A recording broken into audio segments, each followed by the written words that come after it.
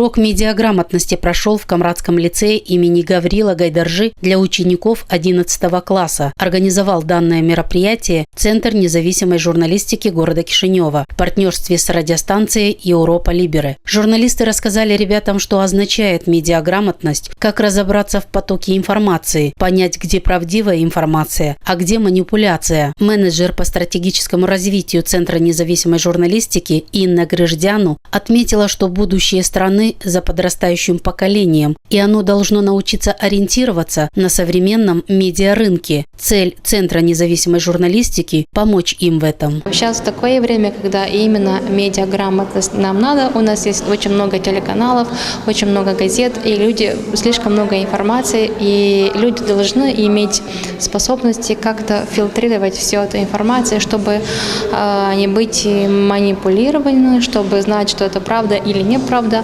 Журналист радиостанции Европа Либере Диана Рейлян очень подробно рассказала участникам мероприятия, что такое новость, на какие вопросы она должна отвечать. В хорошо раскрытом новостном тексте, отметила модератор, есть ответы не только на главные вопросы, но и на то, как и почему это произошло.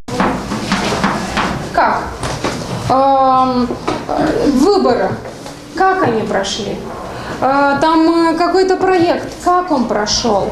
Там Лейпал, как это случилось? Вот как – это вопрос, один из важных вопросов, на который хорошая новость должна ответить. О новом направлении в масс-медиа рассказала участникам мероприятия журналист телекомпании АТВ Елизавета Ротарь. Она ознакомила ребят с гражданской журналистикой и призвала их стать активными участниками нового проекта на региональном телевидении АТВ и принять участие в конкурсе, который будет организован телекомпанией для самых активных гражданских журналистов.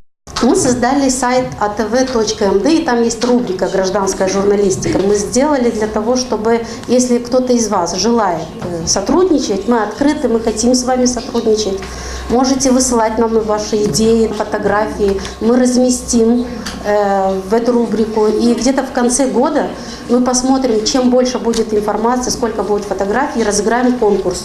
Ребята с интересом слушали все то, что им рассказывали журналисты, и во время перерыва поделились своими впечатлениями от полученной информации. Из этой информации я важного узнал то, что не все правдивы, компании, которые предоставляют нам информацию, что не всегда мы можем узнать полную информацию в интернете, то, что следует просмотреть несколько источников, а не определяться на одном.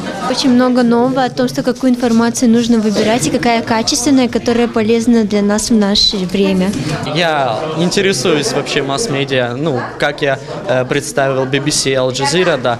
Al Jazeera, если сказать, то это, они новы на этом рынке, как новы, 5 лет или сколько, я уже не помню, но предоставление достоверной информации больше всего у этих каналов.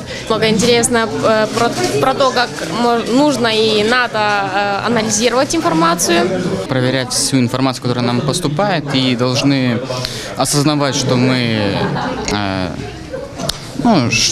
должны принимать и что не должны принимать. Модераторы, выступившие перед лицеистами, в завершении мероприятия отметили дружелюбное отношение молодых ребят, их активное участие и большой интерес ко всему, что происходит в нашей стране. Нас ребята приняли очень дружественно, конечно, у всех свое мнение.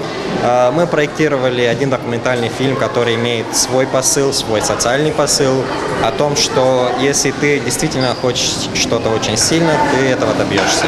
Понятие медиаграмотность в зарубежных странах используется очень давно. В Молдове Центр независимой журналистики стал первой организацией, которая с недавних пор стала посещать учебные заведения в регионах, представляя этот проект населению.